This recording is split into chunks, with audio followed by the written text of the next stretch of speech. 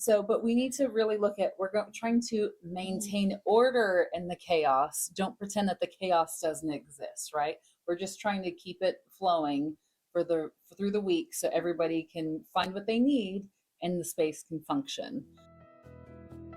Welcome to Reframe and Reclaim. We are Courtney Huckabee, a psychotherapist, and Jen Harris, an interior designer, who have teamed up to reflect, challenge, and reframe your mindset in relationship with your personal belongings. Find the reframe. Start your reclaim.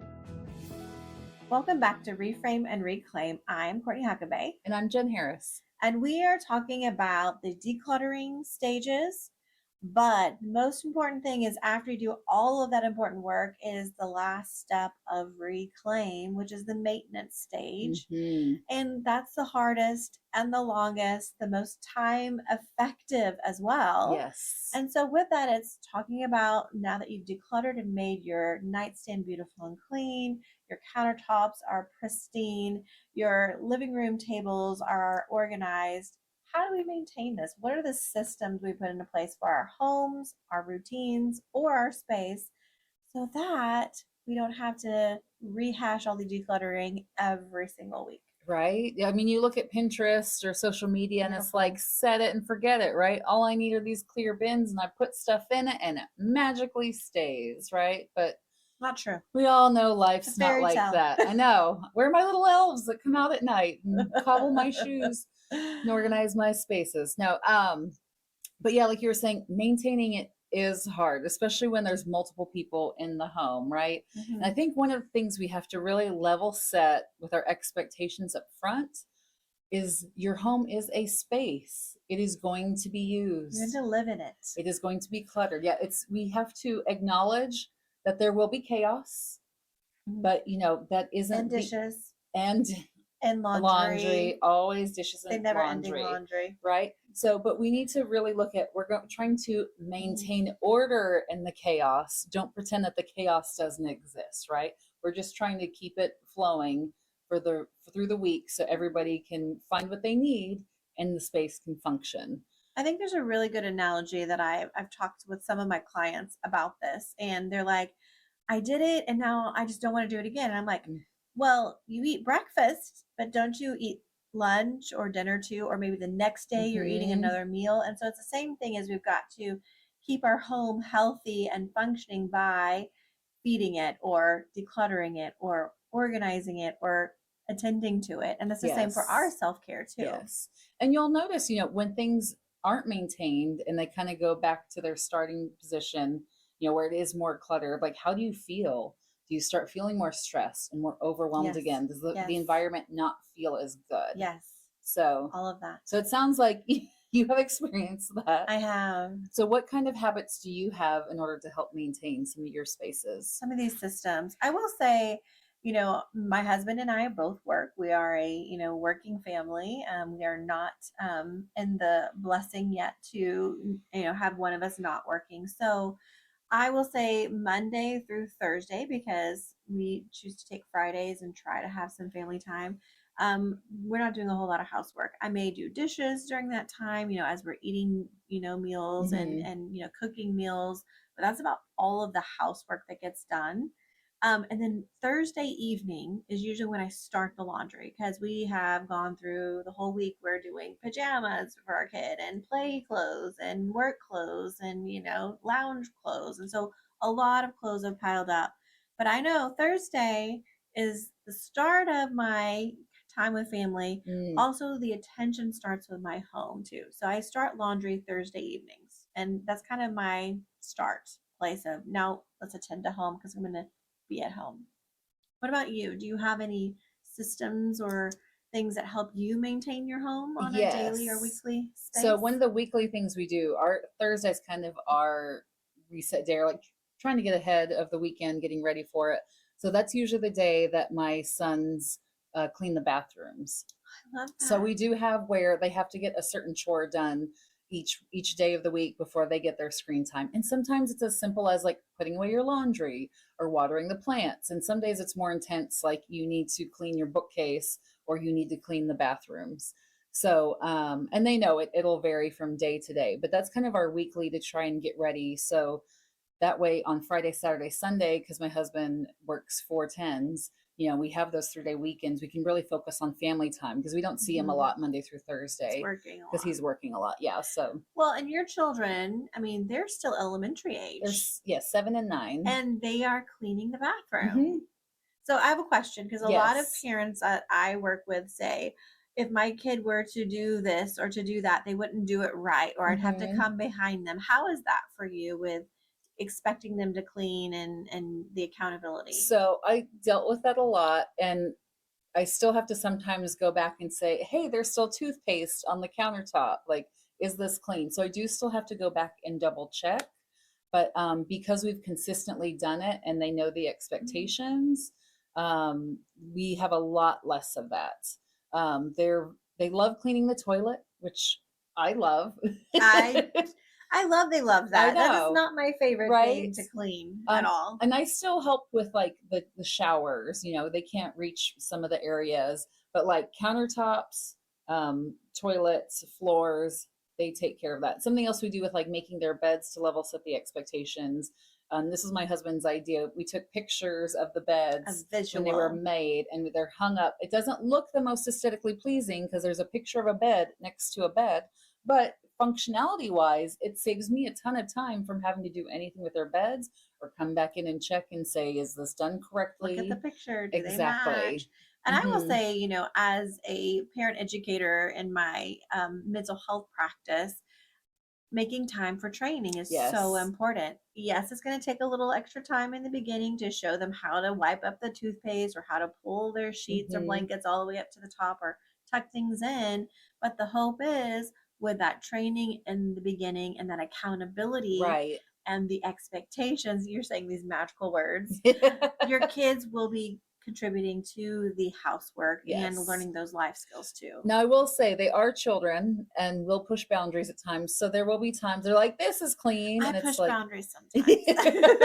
and it's like, no, let's look at this again. So there is some, kind of back and forth, but overall it's worked out well. And so we do, again, those on like the week or yeah, the weekly basis, but like on a daily basis, they also have certain chores. So after dinner is kind of our daily routine to get the house back in order. So Kind of like the after dinner, night cap of yeah, the I day, like like the that. nightcap of the home, like home Yes. is ready for tomorrow. So throughout the day, not if kids are playing with toys, but if I see something that's out of place, like a book, like I know that goes in their bedroom, we have a pony wall, which is going to be torn down at some point, but right now it has a function. And this is where we have decided as a family that this is where random items that have ended up all over the house go. I have done baskets in the past, and that does work as well. But I have found with my kids, they're like, oh, I don't see my item on top. I'm not digging through to find my items. And they're like, I did that already. So we've put this pony wall. It's a flat surface. I will put items, whether it's theirs or my husband's or mine, that I know need to go in another room that I can't get to right away. Put them on the pony wall. At the end of the night after dinner, everybody puts their dishes in the sink. One parent is doing dishes. The kids are cleaning off the table and sweeping and getting rid of the crumbs. And then the other parent is either doing laundry or putting away the dried dishes that were sitting out to dry. So there's always some sort of, It's a contribution. family team effort, Yes. though. I love that. And then the rule is before you go to bed, check the pony wall for any of your items and take those where they belong. And it honestly takes 3 to 5 minutes for them to clear off the pony wall. And then all those randomly scattered items that were across, a 2,000 square foot home are centralized and they can quickly grab it and go. Now, is that a little more work on my part to gather these items? Sometimes, but normally it's as I'm walking by and I'm like, oh, that doesn't go there. And I just grab it and go. So I don't see it as a burden on me or extra time that I am taking to do this step. And instead of having visual clutter scattered out throughout your home, it's this one designated space that will gather some items that don't belong. And at the end of the day, it sounds like that top surface should be cleared out. Yes. And the beauty with this spot, why we designated the pony wall, is because There's other areas where we drop mail or we drop keys or the kids drop their backpacks and everything just kind of gets lost if it's there. But this space is not designated for anything in particular. So that That's is really its great. function. So you could also use like the hearth of your fireplace, you could use a table that's just a display table, or find a place that works. So I love that. And actually, talking about like there's a place for things, like another system that my husband does is he takes the trash out once a week to the curb, and we mm. only check our mail when he only checks the mail because I don't check the mail. A lot of things are email and digital anyway now, but he will bring the mail to the kitchen counter and I see it, and then I will sort out what's his and mine. I will put his mail in his office. So he's doing one part to bring it into the home. I do the sorting. I put mine where it belongs. I put his in his space so he can open it, get to it when he's ready for it. Mhm. But it's not taking up the counter space where I need it to be clean to cook or do dishes or just want Yes. nothing on it because it helps me feel better. Yes. Something else we do with dishes, I'm sure everybody has their own, but like the way our counter is set up, we wash and then the dishes, clean dishes go on the left side of the sink. And so there's this rule where if it's dirty, do not set it anywhere on the left side of the sink because I'm not going to know, is it clean? Is it dirty? Where does this go? All dirty goes on the right side. So there's this one-way motion of dishes. So no one I gets like that. confused. Yeah. So if we run out of space in the sink or if there's extra big, pots and pans. And for my home, we usually put the dirty dishes on the left side of the sink. There's the garbage disposal, their food disposal on the other side of the sink. And that way, if I have to like dump food out or clean things out, then that holds the dirty dishes until the dishwasher is ready to be filled or until I can come through and Yes. hand wash those things. So again, and I didn't even think it was a system, but But it is. yeah. It's a simple, like, Yes. but the system only works if you're Everybody knows. communicating Yep. that with everyone, like the pony wall, or if your children are seeing you and your husband also contributing to the nighttime routine to reset the house, then they want to maybe be a little more motivated to Right. contribute as well. I'll say they want to do it too, but they may be more motivated when we're role modeling that for our Yeah, kids. and like a lot of times we'll put on music or do something fun so that way it's, kind of playful as we do it. Yeah. I will say an example of a time when my husband and I weren't on the same page with maintaining is he likes to reuse his glass throughout the day. To me, if I see a glass sitting out, I'm going to go put it in the sink or put it with the dirty dishes because to me it's dirty. And so he would come out and he's like, "Where's my glass? Where's my glass?" And I'm like, "It's dirty. It's in the sink." But so we have a designated spot for him. So if he is using a glass and he's like, "I want to keep using this glass," it's on this part of the countertop, and I know that is still being communicated. Yes. I don't want to dirty another glass. Yes. I have this glass. This is my favorite glass or whatever. Right. It's perfect for my beverages, but make sure it's not in the space that Jen needs to clean up or put on the pony wall or the sink. Yes. I like that. I will say I have a younger son, so he's in preschool right now. We're teaching him how to organize, and he just got into Legos. And I realized I hadn't done the training with him. And so we recently kind of changed his room a little bit. We now have a Lego shelf instead of a bookshelf in his room. It's a bigger boy room. He loves playing in his room more, so he's not playing in all the other common areas as much. But I had to show him like all of your Lego booklets with instructions go here in this basket. All of your Lego pieces that are not put together, they're extra pieces, can go here in this bin. All of your masterpieces, I love that he uses that, my masterpiece. I love it. All of his masterpieces are displayed so he can see them and other people can see them. So he knows booklets and instructions are here, extra pieces are there. I was like, yeah, that's how you do it. But my 4-year-old, almost 5-year-old, doesn't know that skill yet. Right. And so me saying it out loud, me showing it to him, me expecting him to help me in the cleaning up of his Legos, my hope is his booklets will stay booklets, his pieces won't be in the floor, he'll have his display. And then it just took me maybe 3 minutes to explain that to him rather than saying, "Look, I made this system for you."